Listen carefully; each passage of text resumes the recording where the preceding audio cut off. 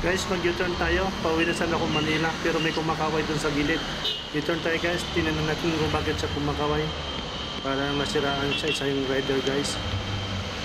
Lalapitan natin siya kung bakit siya kumakaway. Baka gusto niyang magpahatak kasi baka sira itong automatic yung kanyang motor. Ayan siya.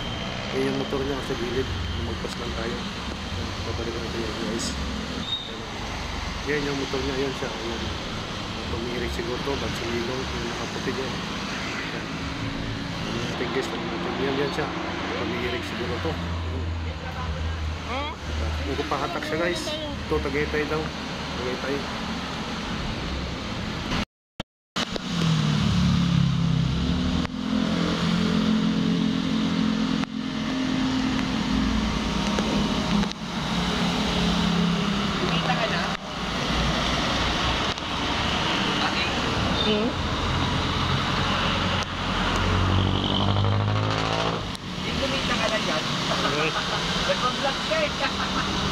Yan yung ating ngayon.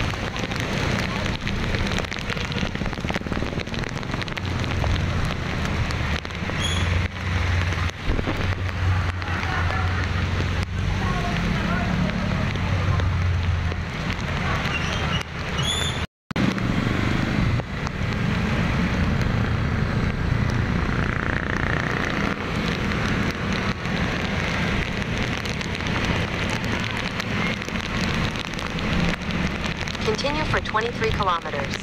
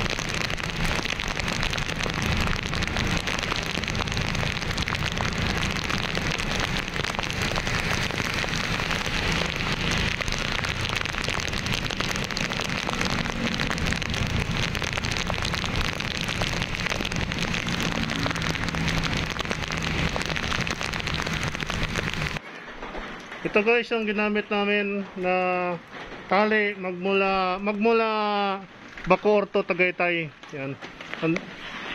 Nihatid ko na si Sir Long sa bahay niya. Grabe yung ulan. Grabe yung ulan guys na inabot namin. Bacoor to Tagaytay, nadaanan ko kasi siya kaya yun. So far naman nirating namin nakating kami sa bahay niya para ako naman ay babalik na sa pauwi na. Dahil pa ako Manila guys. Manila pa ako. Yan. Bacoor to Tagaytay, natapos siya tapos ako pabalik na rin na Manila. Lakas ng ulan. Okay. Ayan na si Sir Long, papasok ko sa kanyang bahay. Sige Sir Long, maraming salamat ha. Ingat ulit sa biyahe. Yan. Yan. Thank you, King.